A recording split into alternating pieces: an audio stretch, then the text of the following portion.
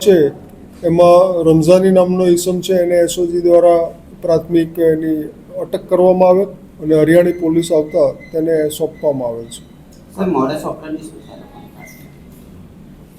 આ લોકો આરોપીઓની હાલમાં જે જાણવા મળ્યા મુજબ પ્રાથમિક તપાસમાં આરોપીઓ અન્ય રાજ્યોમાંથી વાહનો ચોરી લાવી અને ત્યાં જે ચાલુ હાલતના વાહનો હોય તેના એન્જિન અને ચેસિસ નંબરો અને રજિસ્ટ્રેશનનો નંબર લગાડી અને ટ્રાન્સફરની ખોટી એનઓસીઓ બનાવીને બજારમાં વેચાણ કરતો હોવાનું જણાવેલ છે. તેમ છતાં તપાસના અંતે જાણવા મળે કે ખરેખર અન્ય વધુ કોઈ આમાં ઈસમો સંડોવાયેલા છે કે અન્ય કોઈ એમઓનો ઉપયોગ કરવામાં આવતો હતો.